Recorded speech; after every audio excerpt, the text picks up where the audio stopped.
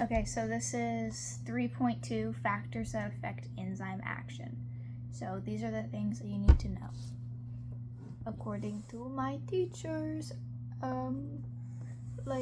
summary of the Cambridge thing.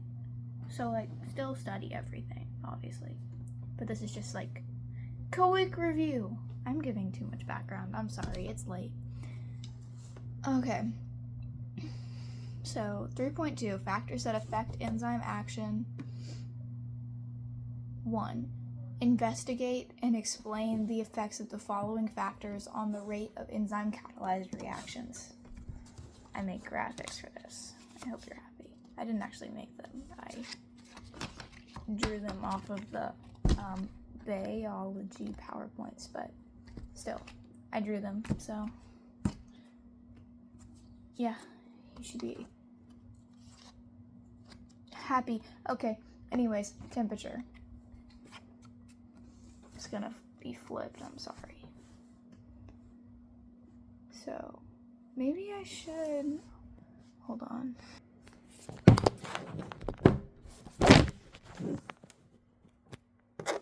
Okay, there's genuinely no way for me to know if this is in frame, so I hope it is. Okay, temperature. As temperature increases, so does the kinetic energy. So as kinetic energy increases, there are more collisions between the enzyme's active site and the substrate. This leads to more enzyme-substrate complexes being formed, up until the optimum temperature is reached. So we're talking this point here. So we're going up. This would be, the buzzword here would be gradual increase. So there, that would be, so up until the optimal temperature is reached, as temperature increases, so does the rate of reaction. If temperature keeps increasing past the optimum temperature, the enzyme starts to denature. Denaturation is the breaking of the bonds forming the tertiary structure of the enzyme, and thus the active site. So this would mean, so when an enzyme denatures, the active site no longer has specificity to the substrate because it's deformed now. It's not the same shape. pH.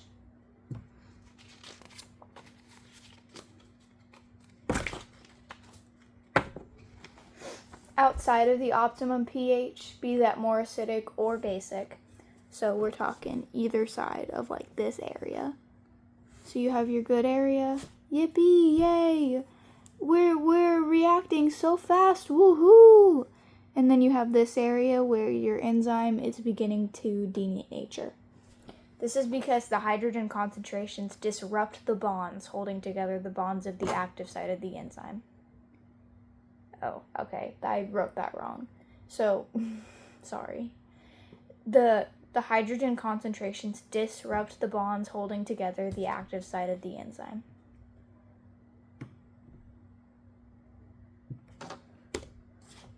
Which slows the reaction and then ultimately stops the reaction. So you can see it, hopefully you can see it, I don't know if you can see it, but you can see it slowing down and then stopping, slowing down and then stopping. So this is more and more of the enzymes becoming denatured, and that causes the reaction to slow down, and we can't definitively say it's going to stop because there might be 1 or 2 enzymes that don't denature, but generally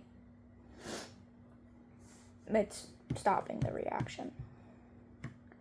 Enzyme concentration. So there's your steep increase and then your plateau. So here would be low enzyme concentration, and then here would be high enzyme concentration. If there is less enzyme than substrate, increasing enzyme concentration will increase the rate of reaction. If there is more enzyme than substrate, increasing enzyme concentration will not increase the rate of reaction because there isn't any substrate to bind with the enzyme. So with enzyme and substrate concentration, it just feels like so many words to me.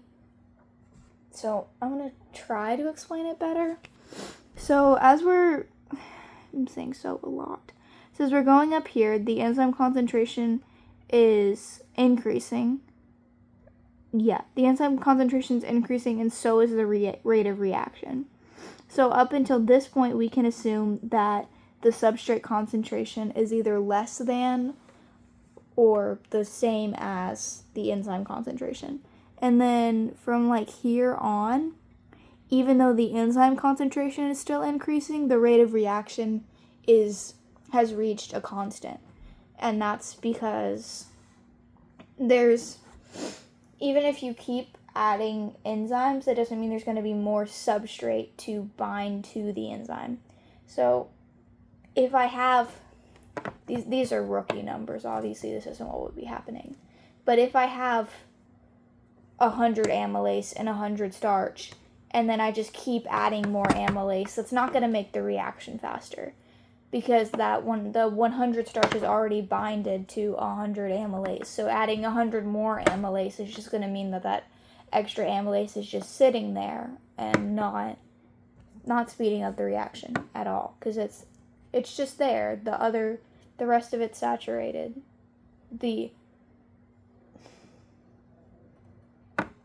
Moving on. Substrate concentration. So you need to be careful with like looking at the graphs, because here these graphs are the exact same shape, and the only thing differentiating them is the x-axis. So make sure you're reading the graph. So here we have substrate concentration. Here would be low substrate concentration, and then here would be high substrate concentration. This is the same concept as the enzyme concentration, just flipped. So here, the substrate concentration is either less than or equal to that of, sorry, let me repeat that because I think I said the wrong word. So here, going up, because the rate of reaction is going up as substrate concentration increases, we can assume that the substrate concentration is either less than or equal to the enzyme concentration. And then once we get to about here, in reality, it should be like plateauing right now. I just didn't use a ruler for that. So here, the substrate concentration is still increasing, but the rate of reaction isn't. So that tells us that there's more substrates than enzymes at this point. So this is where it's a little different. So you have your enzymes, and your enzymes' active sites are fully saturated. They're all reacting, bing, bang, boom, and then you have more substrate. That substrate is essentially just lining up to become products. So it's not increasing the rate of reaction. The thing with both of these is that, like, here, let me go back to substrate so I stop jumping around. But, like, here, the substrate concentration is the inhibitor. Here, the enzyme concentration is the inhibitor. And then it's the same concept with the enzyme. Here, enzyme concentration is the inhibitor. Here, substrate concentration is the inhibitor. Okay. Is that the right word? Wait, I'm sorry.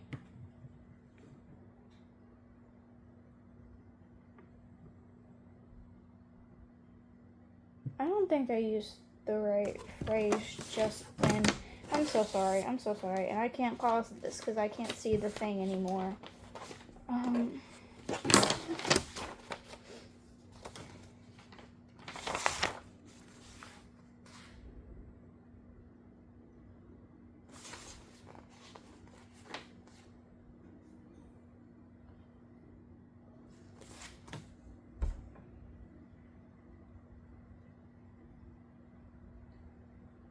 Limiting factor. So where I was just saying inhibitor just then, pretend I was saying limiting factor. So here the limiting factor is the substrate concentration. Here the limiting factor is the enzyme concentration. If I had more time, I would edit that part out, but I still have to study for my math test. Sorry. Okay, and then the next thing is inhibitor concentration. So I'm gonna get into different types of inhibitors in a few minutes, but for these purposes, the most important thing to note is that when compared to no inhibitor, competitive inhibitors have the same Vmax, but a higher Km, which is Michaelis-Menten constant. For both Vmax and Km, you're allowed to write Vmax and Km on the exam. You don't have to write out velocity max or Michaelis-Menten constant. I mean, you need to understand that like Km is Michaelis-Menten constant and that Vmax is velocity max and what that actually means. But this is one of the few things where you're allowed to write the abbreviation. So competitive have the same Vmax but a higher Km. You can see that here, the green one. And then non-competitive has a lower Vmax, so that would be this here, and the same Km. I didn't draw that out, I'm sorry. Okay, to explain that the maximum rate of reaction, Vmax, is used to derive the Michaelis-Menten constant, Km, which is used to compare the affinity of different enzymes for their substrates. Okay, I'm going to pause this and change my setup so that I can show you step by step how to find Km. Okay, so we have, this is important. Okay, we have substrate concentration on the x-axis. It has to be substrate concentration on the x-axis. If it's enzyme concentration, you're not finding Kmax. It's not, it's always substrate concentration. Okay. Sorry. So the first thing you need to do, so you're going to look at your rate of reaction, and where it's plateauing, you're going to take your ruler and you're going to draw a line. Sorry, there's a thing in my way because I'm right-handed. So you draw your line. It's not great, but again, I didn't use a ruler to draw that curve. So this is your Vmax. This right here is Vmax. And then you're going to go halfway down. In reality, you'd have numbers around on the axis, and you would divide them. You would divide Vmax by 2 to get your 1/2 Vmax. But I'm just going to guesstimate here since this is just like a rough portrayal of how you're supposed to do this. So there we have 1/2 Vmax. And now from 1/2 Vmax, we're going to draw a line to the curve. So when you're doing this, make sure you're going to the curve, not past the curve.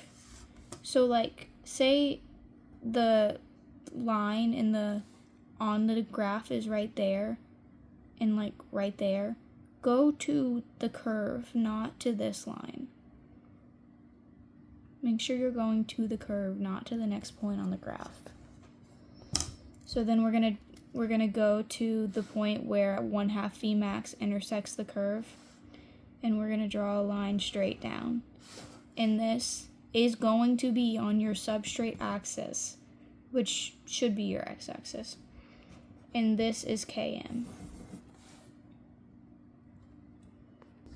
Okay. So my camera's flipped back over so I can see me again, and I just realized that the entire last thing, not the Km, but the thing before that was probably upside down. I'm not gonna fix that though, because again, it's almost 10 p.m. and I still need to study for my math test tomorrow, so sorry about that. Okay, 3. Explain the effects of reversible inhibitors, both competitive and non-competitive, on enzyme activity. So for both types of inhibitors, reversible just means they can be reversed. The effects aren't permanent, the change isn't permanent. And reversible inhibitors are just the body's way of controlling a reaction. So enzymes are acting too fast, the brain comes in and it's like, inhibitor, stop this. Okay. Competitive inhibitors compete with the substrate for the active site. Competitive inhibitors compete with the substrate for the active site. By increasing substrate concentration, the rate of inhibition can be completely reversed. So, the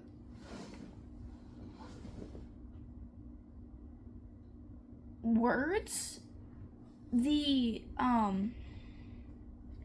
only time you can use similar when talking about enzymes is when you're talking about the competitive inhibitor, because the competitive inhibitor is similar to the active site, because if it were complementary, then it would be showing specificity, and then it wouldn't be the competitive inhibitor, it would be the substrate.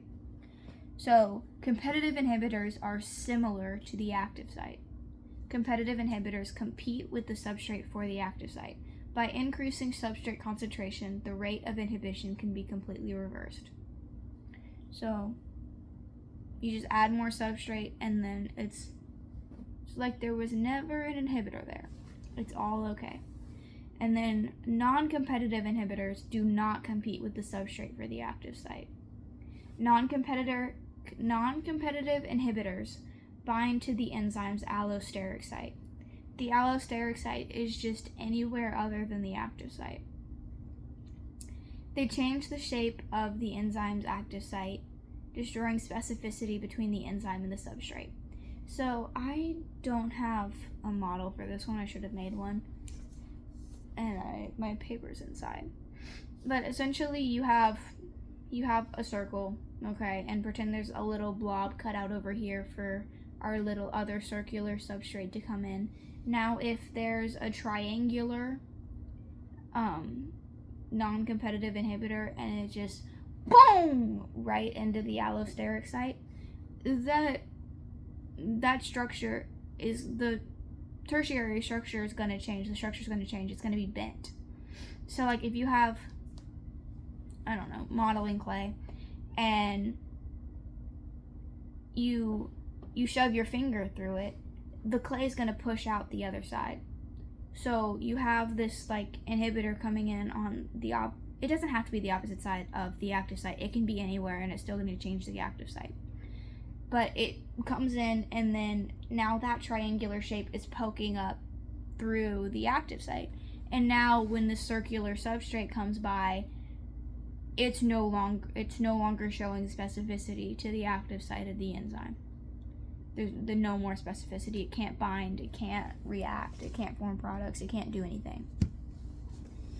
So reversible non-competitive inhibitors are the body's way of controlling reactions that are happening too quickly. Irreversible non-competitive inhibitors lead to death. Cyanide is an irreversible non-competitive inhibitor. That's how cyanide works. Okay, 4 is investigate the difference in activity between an enzyme immobilized in alginate and the same enzyme free in solution, and state the advantages of using immobilized enzymes. So I'm just going to read off the list of advantages and disadvantages of immobilized enzymes. Advantages of immobilized enzymes are stable at high temperatures, can make product faster at a higher temperature, can make more product, no contamination of product, easy to reuse, recover the enzyme, can be used in continuous process. High temperatures would denature other unwanted enzymes. So that one is just like if any other enzymes get in there, they're not immobilized, so they're not going to be resistant to that high temperature. So they're going to denature. They can also, immobilized enzymes can also handle a wider range of pHs. Disadvantages are the substrate needs to diffuse through the gel/the membrane. There's a smaller surface area of the enzyme. Enzyme at lower concentration when immobilized.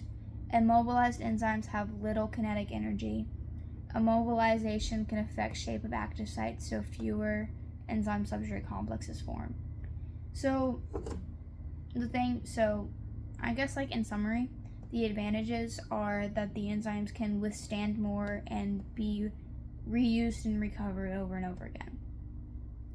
Whereas the disadvantages is just that the reaction is going to be slower. And when it comes to, like, factory processes, these pros far outweigh the cons, so there's not really a better solution. Okay, so that's it for 3.2. If my computer would scroll so I can read what 3.2 is. So that is it for 3.2, factors that affect enzyme action, which is the... So then also, that's it for enzymes. We're done here. Bye-bye. Love you. Maybe. I don't know why I said that. I'm sorry. Good luck on your test. Bye.